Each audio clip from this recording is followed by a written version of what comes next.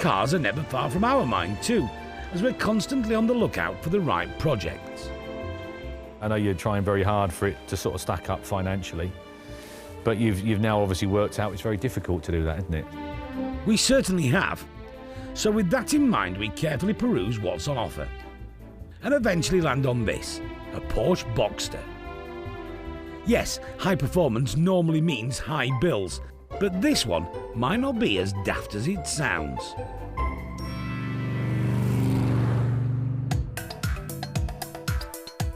In the early 90s, Porsche was in a financial hole, trying to flog their 928 and 944 models. A cheaper, two-seater, aimed at younger drivers was proposed.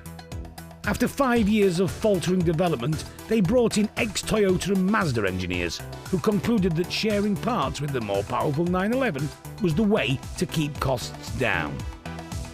At 35 grand, the new mid-engine 2.5-litre Boxster still wasn't cheap, but reviewers raved about its sensational chassis and grip. They wanted more power, but it was quick enough for most.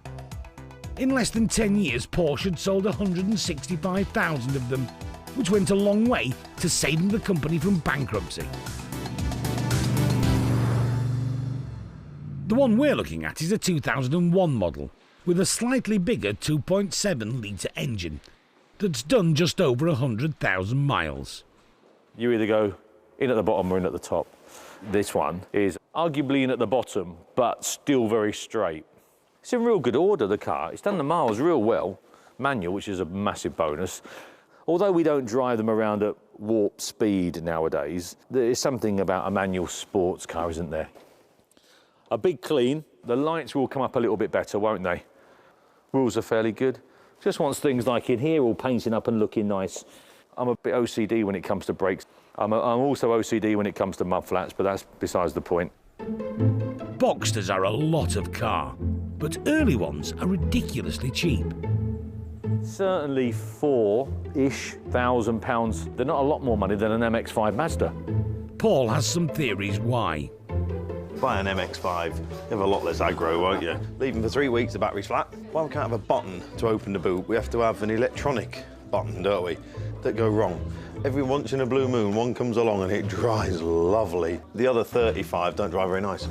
So no, I'm not a fan of them, mate, no. Conflicting views, so we've set a limit of 4 grand on this one. Porsche Boxster lot 133, she's a 2001. Right, so just keep looking the opposite direction. Cheap car, aren't they? Only one way they're going to go, I'm sure. Whereabouts then? 2, 2 and a quarter, 2.5, 750, 750, 753, £3,000, £3,000 going then 3,100, 3,100. Can I say 2? £3,100. 3,132, 200 and gone then, 3,200 bangers, provisional. Have we bought a Porsche? For 3,200 quid. What's wrong with it? Hopefully nothing. Well, nothing serious anyway. To find out though, we rather nervously transport it to Birstall, just outside Leeds. Russ Stanley has been running his specialist Porsche garage here since 2011. It's fair to say he's seen a few Boxsters. Well, they're our bread and butter, and we get so many of them. We probably expect a lot of worn suspension, plenty of oil leaks, maybe a couple of water leaks here and there, or you could be lucky and it might all be okay.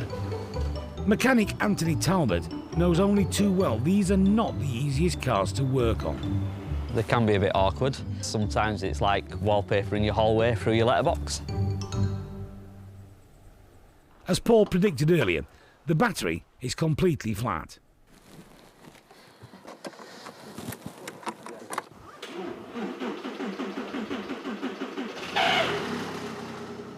Starter motor, chain guides, power steering.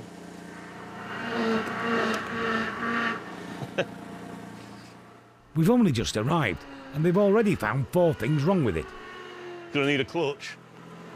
Make that 5. I'll know more shortly. I want to put a computer on.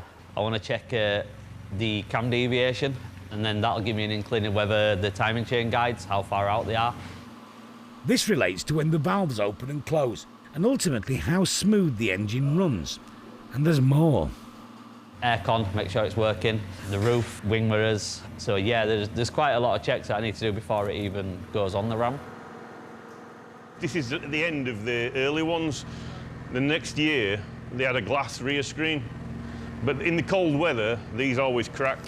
You always stop halfway and then just get out of the car, like that. It's called the Boxster chop. Do people do that? And the ones that have got knackered rear screens, no. Power steering's noisy. I've got that. No stereo. No stereo. No stereo. I'm going home. I can't do my job with no stereo. It goes on the list. Time to see if we fare any better when we plug the computer in. It will tell us how wobbly the important cam timing chain is. The deviation of the cam, it's actually minus 10 degrees out. What'll happen eventually is, as the car gets warm, you're driving along, it'll stall at lights. Engine out, cam covers off, camshafts out. You've got like 15, 16 hours of labour. This spoiler, it looks like it's not been fit, right? It's out massively there. All these things are, of course, fixable. Batteries insecure. MOT failure, that. Aircon, nothing happening. The key's not coming out. But even before we've put it up on a ramp, Cooling fans are not actually working. The car could possibly overheat. this is starting to look like the most expensive bargain we've ever bought. They certainly saw you coming.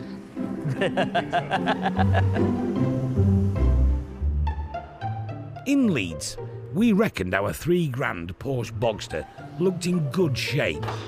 But after each minute with mechanic Anthony, it's beginning to lose a little more of its shine. Oh, God. I'm going home. So basically, the shocker stem is corroded. The stem washer is corroded. Ideally, wants a pair of shockers on the front. We're off again. I think I need to go get another couple of sheets. It looks like it's had a refurb rack, but the power steering pipe's leaking. I'll go around here. So the AC condenser, the bottom has actually fallen off. Who needs aircon? You've got roof down. The Boxster is a bit under-maintained, but apparently it also lived by the sea, which usually means rust. Do you really want me to go further under, or...? If you look up here, you can see the corrosion now. It's all split round. The discs are corroded. It's a sign that the car's been stud. As you road test, some of the rust comes off, but that ain't going to clean up. It's too deep. Roll bars corroding. Just replace all this. They're properly shot. Everything's just rusty in it, just all corroded. It's around about now we start wondering if we should just cut our losses and get rid. But where's the fun in that? It's not that bad. We've seen worse. Back with our 23-year-old Porsche Boxster. The big jobs are about to start. First up, getting the engine out. There it is. Positioned right behind the seats, the difficulties of working on it in situ are fairly obvious. I'm not exactly the smallest of guys. Eating a few donuts lately. There's just about enough room to unplug pipes and cables. That's the vacuum pipe that feeds this brake servo at the front.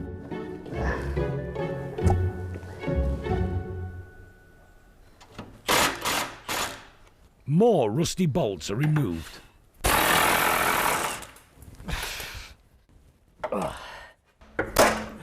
Disconnecting the drive shaft to allow the engine and gearbox to come down. And after the Porsche is relieved of its fluids, in this case 18 litres of coolant, Anthony and apprentice Kennedy can now drop out the flat six. Up a little bit more. A bit more. Even though it's all disconnected, care is needed to avoid snagging anything on the way out. Go on, then. Go on. Go on. Go on. Well done. It's a boy. So we're going to take these cam covers off, get this exhaust off. We'll inspect the clutch. Because the engine is removed, it's easier to work on, which saves labour costs. Routine stuff like swapping coil packs, the components that supply a high voltage to the spark plugs, is a drama-free activity. This is a coil pack. These are the cracks. Those cracks get worse, causing the misfires. These are the better, the later type coil packs. Sexy. But the main reason that the engine's out and the cam cover is being prized off is to get to the timing chain and its worn plastic guides. They play an important role in a very clever system developed by Porsche called VarioCam. Valves sit at the top of the combustion chamber, above the pistons. The ones that allow air in are driven by their own camshaft, and the same goes for the valves allowing exhaust to be released. Going faster requires more fuel, but also more air to ignite it. So Porsche designed a computer-controlled, chain-driven way of continually varying the timing of the valves. When you put your foot down, plastic guide rails push the timing chain outwards, which alters the rotation of the camshaft. The intake valves open earlier and stay open for longer, so more air and more power. The problem we have is the simple plastic guide rails are worn out, so the chain can't be tightened enough, resulting in a lumpy engine. Guide is knackered. Look at the state of that. That's supposed to be really smooth. New ones only cost a few quid and they'll improve the driving experience, so all good. There's also another fairly simple component lurking between the engine and the gearbox, but this one has the reputation of keeping owners awake at night. Right, the intermediate shaft bearing, yeah. If you're going to buy a Porsche Boxster, you search on Google, first thing that comes up, you know, if there's a problem, it's always the IMS bearing. And when it fails, then effectively all the chains and the shaft, it just bangs about inside. It's a catastrophic failure on the engine. Clutch. When we drove it in, I thought it was going to be like literally down to the rivets, but these are excessively worn, these sides here. It's not as bad as I thought. Oh, this side is. There's a load of grooves here. Should be nice and flat. These are like hot spots. You can see more on the flywheel here.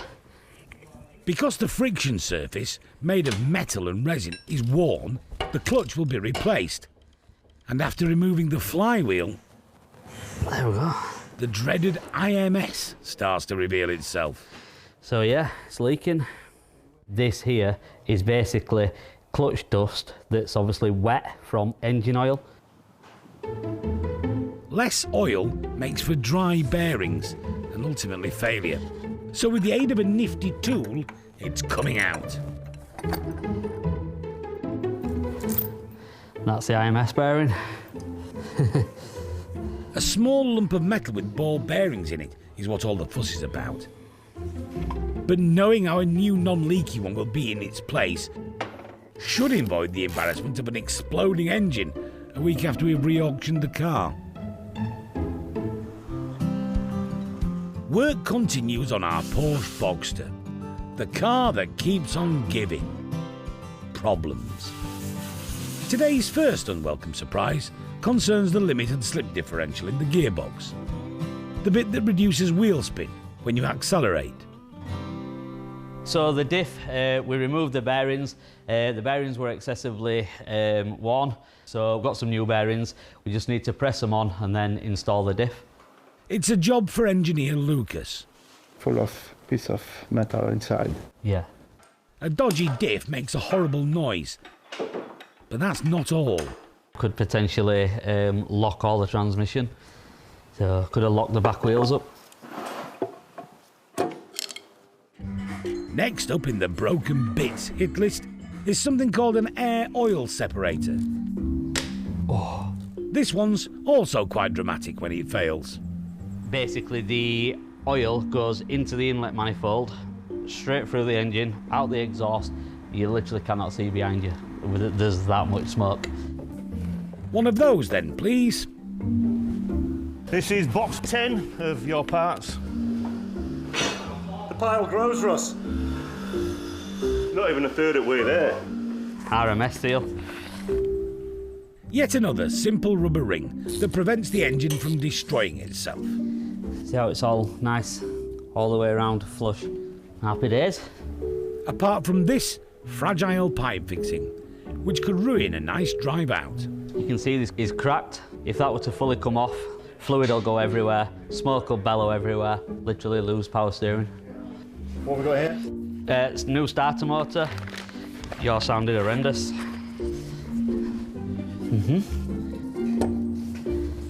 There we go. Add in a new clutch, and we've now run up quite a parts bill. It's a better car, but to most buyers, it will look exactly the same as when we bought it. I understand it from your perspective. You're going to lose from it, you know, because if you spend £2,000 on the components, it'll go into auction and it won't make any more money. But I'd feel better for it being done, you know, and it left here knowing it's right. And I want the car to go to someone who will appreciate everything that's been done. We're still not quite there with it though. Anthony's last big task is to sort out the heavily corroded suspension. They're not normally this bad. So I'm just trying to literally get the bolt moving. School is important, but big biceps are more important to her. Whoa. The head snapped. It's that badly seized. This time I think I'm going to be taking the full hub and everything off.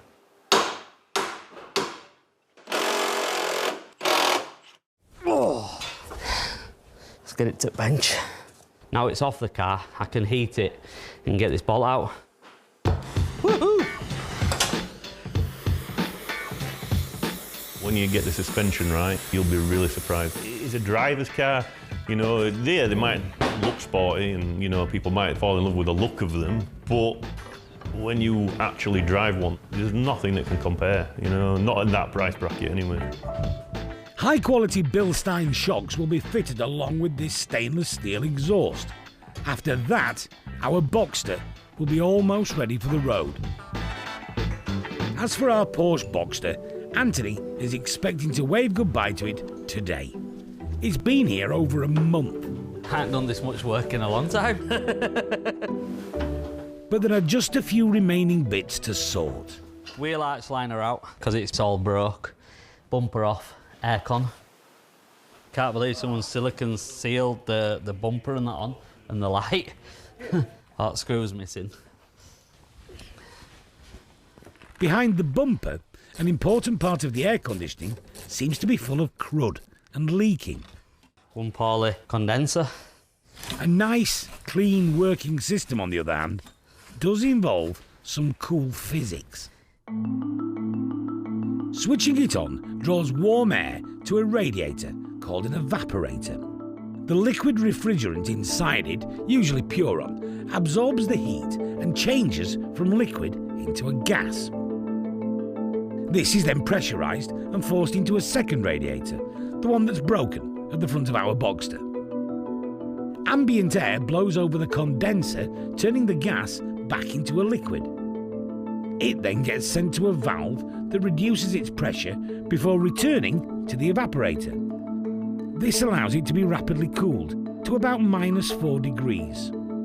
Ambient air flows between the evaporator's tiny, now chilly pipes and enters the cabin as a nice cool breeze.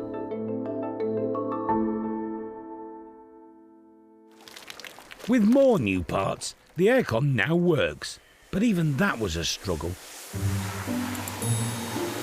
This car's just been one thing after another. Put the air condensers on, lost 5 bar overnight. 4 days later, we finally found that the air compressor was actually releasing pressure. Also causing last-minute problems, the folding roof. There's a slight gap between the fabric and the frame. You can kind of see into the car. There's a bit of a leaving present just when we thought we were done. Is there anything that hasn't been wrong with this car? The seats and the windscreen. That's about it. We're also starting to take a shine to our Porsche Boxster, now that it's managed to escape the workshop. The only way we could think of combating the corrosion was to chuck new parts at it, but at least the condition of the oily bits now match the bodywork. Needless to say though, our finances have taken a bit of a kicking. Including tax and commission, we paid £3,545. Parts was £7,816 and labour was £5,666, bringing the total to an uber concerning £17,027. I like these because I think they represent fantastic value for money and normally don't actually give us any grief. But in true bangers style, it's gone through the workshops now with a tremendous amount of expenditure. The trouble is, that massive bill that you've got, you can't see any of that, can you? You can't see the clutch, the new clutch. You can't see a new starter motor. You can't see it. So it just looks like any other wire-edge Porsche Boxster. But after all that expenditure, they're going to have, you'd like to think, quite a nice car for the next few years that they can keep on top of, and it shouldn't need a lot of expense, should it? These cars rarely sell for more than £5,000, so we're ready for a proper hiding. Here we go for the Porsche Boxster. We've got all sorts of bids here. And we're going to start at 5, then we've got 5.5, then we've got 6, then we've got 6.5, then we've got 7, then we've got 7.5, then we've got 8, then we've got 8.5, then we've got 9. Have they put the wrong picture up? We've got 9.5. These are all separate pre-auction bids. Then we've got 10,500. 10,000. This is surprising. This is very surprising. £10,500 we have at 10,000, 11,000, 11,300, 11,400. Are we all done? £11,400, then we're going to sell. That is worth such a big clap. We're happy with that, but we can't help but be a bit concerned for new owner Ian Guest from Blackburn. It's a two-seater. Unfortunately, there's 3 in my family. I have a little dog as well. So my wife won't get in it now. She thinks I'm crazy. And there might be more trouble ahead. Actually bid as well on a JTD soft-top Alfa Romeo, and I've won that. My wife doesn't know I've actually got another car. She thought I'd only paid 8 for this. Anyway, he's determined to enjoy it while he can. The main thing I like about it is it just sits there like a pouncing cat. It just looks good. I used to have a 911 and I used to struggle getting in and out. This one, I just roll in. I like driving around in winter time with the top down. Everything's been done. So it's like almost a brand new car. Why would you not buy it? It's good fun.